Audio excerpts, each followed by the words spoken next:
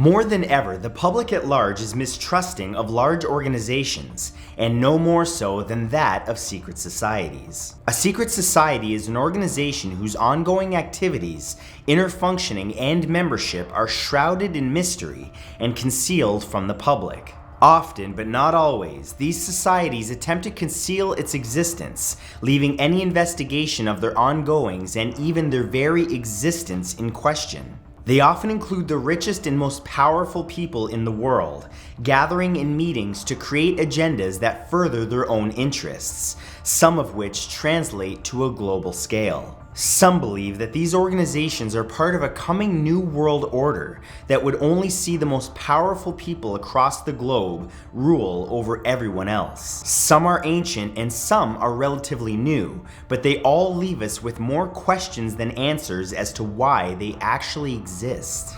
Here are 5 secret societies that remain shrouded in mystery. Number 5 is the Bilderberg Group. The Bilderberg Group is a group of extremely high-powered leaders in the areas of finance, industry, academia, and the media. They're believed to be a relatively small secret society, consisting of only between 120 and 150 people, but don't let their size fool you. The individuals in this organization are extremely powerful and connected in society. Publicly, the group uses their power and influence for various agendas. Originally, their formation was to prevent another world war, but privately, it's believed that their interests go far deeper than that. The group meets at an annual conference that was established in 1954 at the Hotel de Bilderberg in the Netherlands, from which the organization gets its name. Former guests and members include President Bill Clinton, Margaret Thatcher, Angela Merkel, Tony Blair, and Henry Kissinger. Attendees are not allowed to share what actually happens in the meetings, which gives the group an air of mystery. Journalists are even barred from reporting on it. Meetings minutes are never released. And it's this level of secrecy surrounding the Bilderberg meetings that have given rise to many conspiracy theories, which include but are not limited to that Bilderberg attendees are behind the creation of the European Union, the invasion of Iraq and the bombing of Serbia, and as previously mentioned, plotting a new world order. Their official website states, thanks to the private nature of the meeting, the participants take part as individuals rather than in any official capacity, and hence are not bound by the conventions of their office or by pre-agreed positions. In other words, individuals who attend are there for their own interests, and for the interests of the group as a whole, not the public's. However, due to some anonymous leaks, some known topics of conversation that occurred in 2019 were Brexit, cybersecurity, and climate change. What exactly happens behind the closed doors of the Bilderberg Group meetings remains a mystery, and what their true agenda is will continue to be fodder for conspiracy theorists. Number 4 is the Skull and Bones Society. The Skull and Bones Society, also known as the Order 322, or the Brotherhood of Death, is a group of undergraduate senior students at Yale University in New Haven, Connecticut. But don't let the fact that the secret society are merely made up of students fool you. Skull and Bones was founded in 1832 by William Huntington Russell, an American businessman and politician, and Alphonso Taft, the father of President William Howard Taft. Publicly, the society was founded after a dispute among Yale debating societies over that season's Phi Beta Kappa Awards. But the truth goes much deeper than that. William Huntington Russell was inspired by an occult society he'd visited in Germany to start a secret society that grooms future leaders of the free world. It was this occult society that inspired the symbol that they still use to this day, the skull and crossbones, with the number 322 below it, referring to 322 BC, the year Alexander the Great died. Alexander the Great was a man known for his conquest of the world. Former members known as Bonesmen or members of the order include the following: 27th President of the United States William Howard Taft, 41st President George H.W. Bush, Secretary of State and former Senator John F. Kerry, 43rd President George W. Bush, the founder of FedEx Frederick Wallace Smith, other Fortune 500 elites, as well as members of the CIA, among several other prominent members who have gone on to be powerful leaders in society. Every year, 15 seniors at Yale are recruited to join the Skull and Bones. Only their names and the fact that they're chosen is public knowledge, not the reasons why or what happens behind closed doors once they become initiated. Those closed doors have become known as the Tomb, a windowless meeting space where bonesmen gather twice a week and has remained shrouded in mystery since its inception. This is because members take an oath of secrecy, and not one member has yet to have broken it, likely because the consequences would be so grave.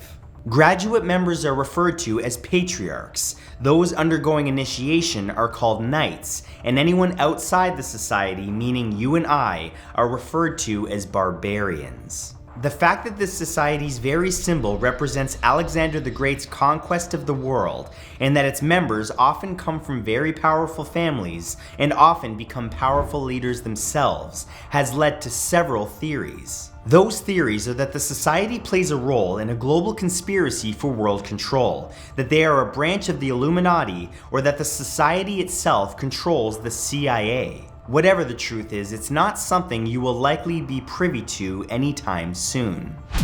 Number 3 are the Freemasons.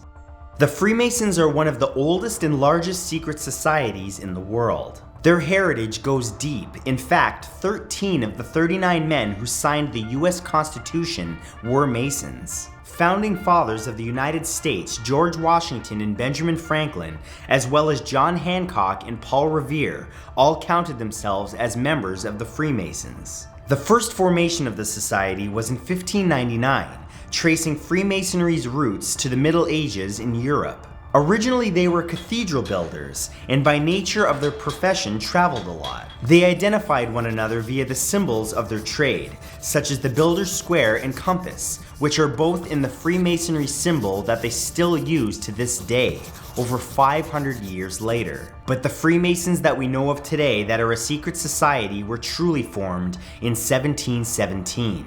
This, when 4 London lodges merged to form London's first Grand Lodge. Although not a religion, each member is encouraged to believe in a supreme being or grand architect of the universe. However, it was their secret rituals and growing power that have brought them into the shady world of secret societies. Even the church itself condemned the Freemasons in 1738 and went on to issue 20 decrees against them. In fact, as recent as 1985, the Roman Catholic Church restated over 200 years worth of condemnations on the Freemasons due to the increased number of Catholics joining the order. Unlike other organizations where it's difficult to join and all secrets are revealed rather quickly but with a heavy initiation, the Freemasons are different. They have one simple recruitment slogan to join: all you have to do is ask. This means that they are able to gain the resources of the many while only revealing their deepest secrets to the few, or highest level of Masonry, the third order or 33rd degree of Masonry, the Master Mason. Millions of Masons exist across the globe, but only the chosen few become Master Masons, privy to the organization's true agenda. The identities of these individuals are kept closely guarded in secrecy, as they are believed to be among the most powerful elite in society. There are theories that these individuals conduct occult rituals, control various positions of governmental power, and are helping to establish the New World Order, among countless others. Having strong ties to the IRS, Bohemian Grove, Skull and Bones, and the Illuminati, they have vast and essentially limitless resources to carry out whatever their agenda is. An agenda that will not become public until it's carried out in full. Number 2 is the Knights Templar. The Knights Templar, also known as the Order of Solomon's Temple, was founded around 1118 AD when Hugues de Payens, a French knight, gathered warriors dedicated to protecting Christian pilgrims to the Holy Land during the Crusade. Their original name was the Poor Fellow Soldiers of Christ and the Temple of Solomon. Headquartered at the Temple Mount in Jerusalem, each member pledged to live a life of chastity, obedience, and poverty, abstaining from gambling, alcohol, and even swearing. However, as time went on, their members and their power grew, so much so that the Knights Templar became known more for their military prowess, power, and wealth more than anything. They eventually set up a bank in Europe, which made their influence explode around 1139, and with the Pope exempting them from taxes, their wealth grew exponentially. But with money and power inevitably comes corruption. After the Crusades, they decided to focus their efforts on banking, a far cry from their original calling. On October 13, 1307, King Philip IV of France had the knights arrested and tortured, as dozens of Knights Templar were burned at the stake for their alleged crimes. Seeing this, Pope Clement V dissolved the Knights Templar permanently, disbanding the remaining knights. However, it's believed that some Knights Templar survived and even revived the order, which many believe still exists to this day and is more powerful than ever before. Existing in the shadows for over 700 years, the Knights Templar are believed to be a major force in the banking system that we use today. With centuries of secrets on political leaders and the church, combined with untold wealth and being in possession of what many believe to be legendary artifacts, such as the Spear of Destiny, the Holy Grail, and the Shroud of Turin, nobody dare cross them or reveal their existence. Interestingly, their symbol is the Cross of Lorraine, a double-barred cross that's featured prominently in their coat of arms. And if it looks somewhat familiar, that's because it can be found on the logo of many powerful multi-billion-dollar corporations that you use every day. Everywhere from ExxonMobil, the massive oil and gas giant, all the way down to Nabisco and even simple snacks, like where you can find it stamped on Oreo cookies. The Knights Templar have proven that sometimes the best way to hide is in plain sight. And number 1 is the Illuminati. Perhaps the most famous secret society of all time, the one that permeates almost every conspiracy theory and even our popular culture, is the Illuminati.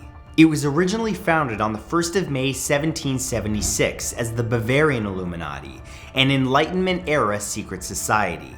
The society's goals were to oppose superstition, obscurantism, religious influence over public life, and abuses of state power. Its members were numerous and included many influential intellectuals such as Wolfgang von Goethe.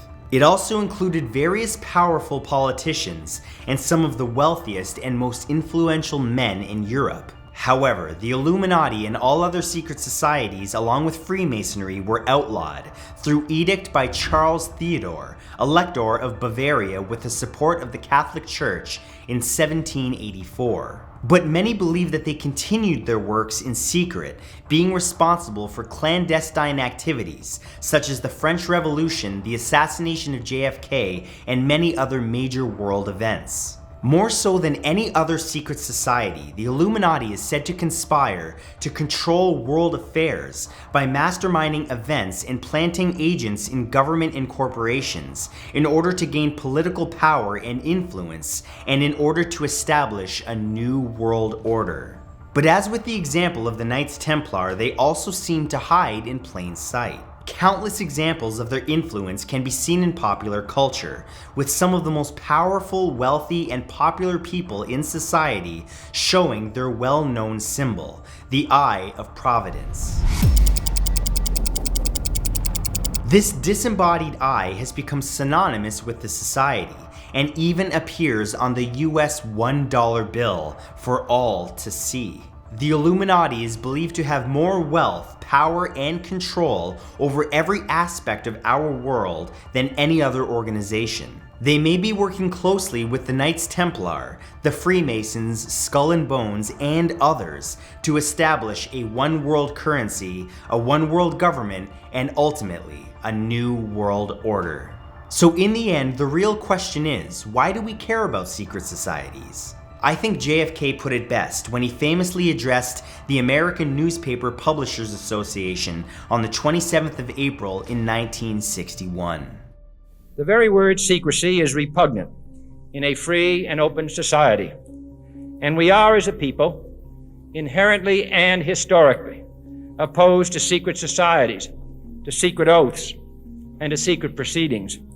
For we are opposed around the world by a monolithic and ruthless conspiracy that relies primarily on covert means for expanding its sphere of influence, on infiltration instead of invasion, on subversion instead of elections, on intimidation instead of free choice, on guerrillas by night instead of armies by day. It is a system which has conscripted vast human and material resources into the building of a tightly knit, highly efficient machine that combines military, diplomatic, intelligence, economic, scientific, and political operations.